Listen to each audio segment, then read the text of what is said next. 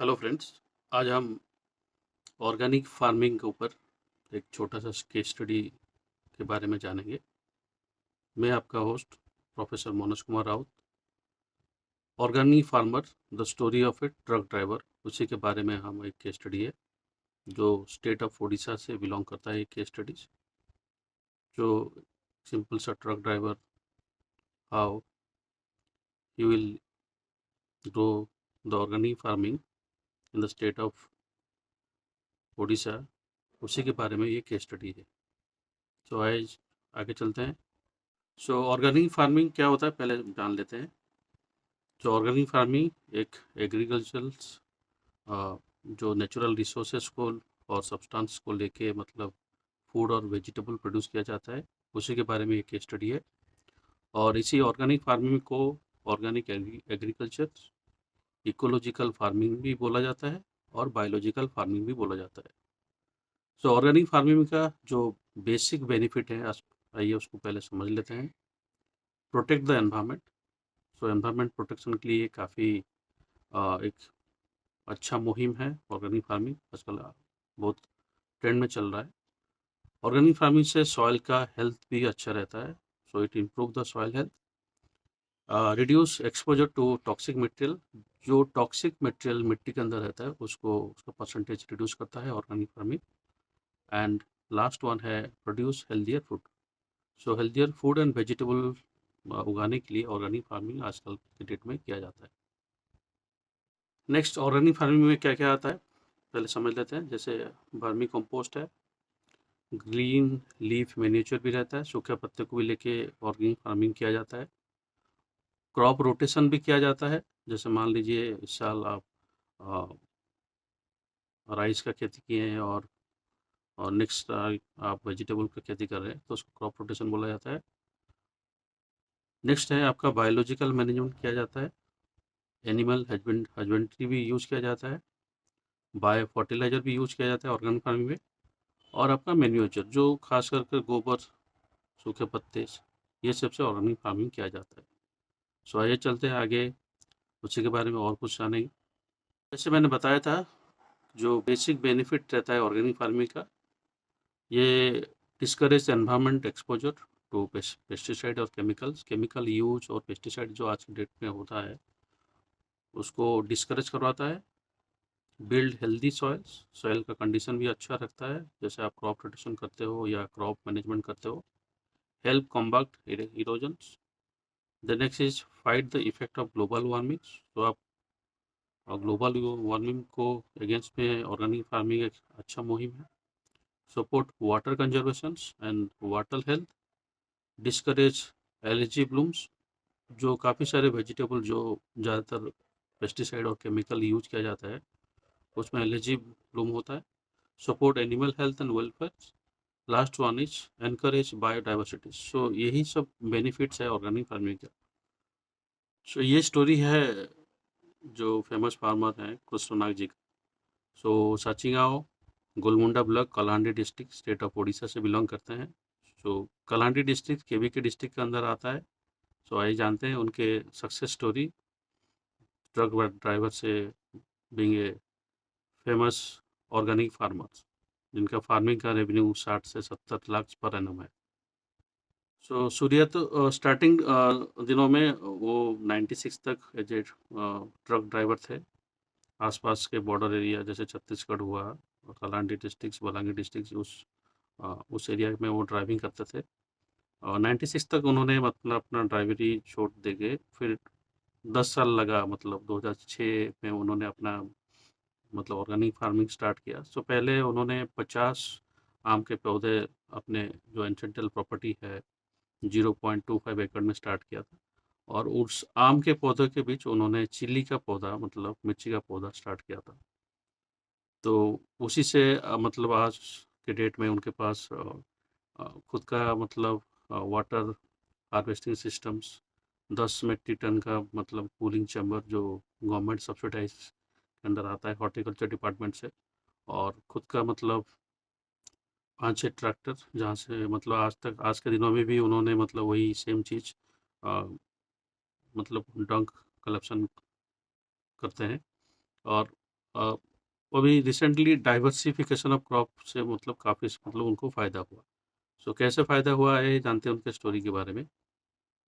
अगर आप उनका केस स्टडी ध्यान से देखोगे, सो जैसे मैंने यहाँ पे मेंशन किया हुआ है, he believe in following organic method for health reasons as well as low investment cost. So जैसे मतलब प्रीवियस स्लाइड में मेंशन था कि एंसेंट्रल प्रॉपर्टीज 0.25 एकड़ लेके उन्होंने स्टार्ट किया था पहले मैंगो का ट्री। उसके बाद उन्होंने मिर्ची का पौधा उसी की छाँव के बीच स्टार्ट किया था। And during his initial period the people from village as well his grandfather, तो उनके पिताजी और उनके दादाजी बहुत उनको मतलब बोलते थे कि आप क्रेजी हो, क्यों इस सब में मतलब आप इन्वेस्ट कर रहे हो, अननेसेसरी इस एरिया में पानी का बहुत ही कमी है, कैसे मतलब ऑर्गेनिक फार्मिंग स्टार्ट करोगे। सो अगर देखोगे point number 3, he and his wife started reaching out the farmers in the region to buy the cow dung to prepare the organic manure. So वो लोग रोज 20 से 30 किलोमीटर तक जाके काफ़ी सारे गांव से मतलब लगभग 20-25 गांव से गाय का गोबर लेके आते आके वो लोग कंपोस्ट प्रिपेयर करते थे। सो नेक्स्ट देखोगे, use cans of 20 liters carried out on the back. So उस समय तो मतलब गाड़ी उनके पास नहीं था, तो पैदल ही जाके वो लेके आते थे और रोज 20-25 लीटर मतलब कैन से लेके मतलब एक जगह से दूसरी जगह वो लेके आते थे मैन्यूचर बनाने के लिए। Then he started the horticulture missions and pursue his training. तो उन्होंने अपना ट्रेनिंग स्टार्ट किया, जो government of state government of Orissa के अंडर काफ़ी सारा हॉर्टिकल्चर मिशंस ट्रेनिंग दिया जाता था। नेक्स्ट है to learn better farming practice, Krishna also travel to Gujarat, Maharashtra, Tamil Nadu, Chhattisgarh and other part of countries to learn the that is known as organic farming. So उन्होंने काफ़ी जगह मतलब ट्रैवल किया अंडर द हॉर्टिकल्चर मिशंस कि कैसे मतलब ऑर्गेनिक फार्मिंग किया जाता है और कहाँ कहाँ से मतलब किस किस जगह में क्या चीज़ उगाया जाता है उसके बारे में। तो इसी दौरान उन्होंने गुजरात, महाराष्ट्र, तमिलनाडु, छत्तीसगढ़ और इंडिया के काफ़ी मतलब स्टेट में घूम के आए। 2009 और 10 में अगर देखोगे, लर्न अबाउट डीप इरिगेशन, क्योंकि जो केबी के डिस्ट्रिक्ट होता है वो बैकवर्ड डिस्ट्रिक्ट है state state government of Orissa का, तो वहाँ पे पानी की काफ़ी कमी है। So he learn about that is known as deep irrigations and the starting installation of the system to save water. तो पानी कैसे बचाया जा सके और कैसे कम पानी में अच्छा ऑर्गेनिक फार्मिंग किया जा सके, उन्होंने मतलब वही चीज़ लर्न किया। And growing vegetables he collect 60 tractors of cow dung. So initial days में जैसे मैं बताया था कि 20-30 गांव रोज घूम के आते थे और 20-30 लीटर काउ डंग लेके आते थे काफ़ी सारे गाँव से for making compost.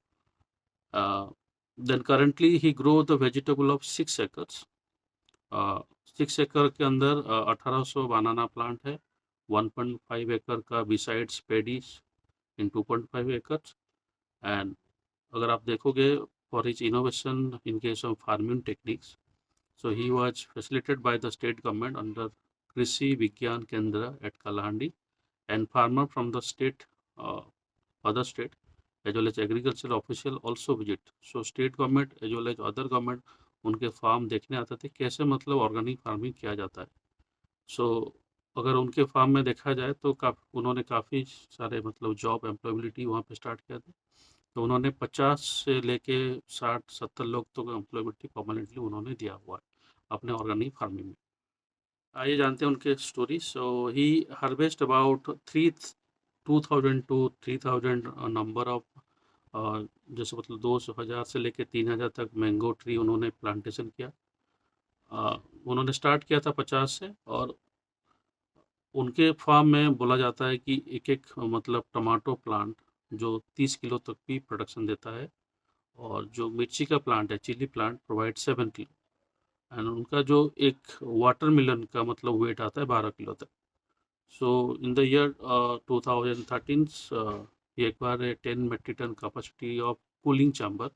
So cooling chamber का यूज होता है जैसे मान लीजिए tomato grading machines, subsidize horticulture missions और कूलिंग चैम्बर में काफ़ी दिनों तक उसको प्रिजर्व किया जा सके। तो यही मोटिव था। तो it was a subsidies by the state government और under the horticulture mission to provide 10 metric ton का कैपेसिटी का कूलिंग मशीन और कूलिंग चैम्बर उनको प्रोवाइड किया। सो अगर आप प्रॉफिट का बात करें तो एनुअली उनका मतलब 50 से 60 लाख पर एनम हो जाता है। एंड दे वो आज के डेट में भी काफ़ी सारे मतलब क्रॉस डाइवर्सिफिकेशंस एग्रीकल्चर और हॉर्टिकल्चर से मतलब ट्रेनिंग लेके आज तक भी वही अपना मतलब स्टार्ट किए हुए हैं। सो ये स्टोरी था मतलब how a truck driver is convert his own land to generate 50 to 60 lakhs per annum, that is known as revenues in case of crop diversion by the help of that is known as organic farming. So video अगर आपको अच्छा लगे तो channel को like share और subscribe कर दीजिएगा। Thank you.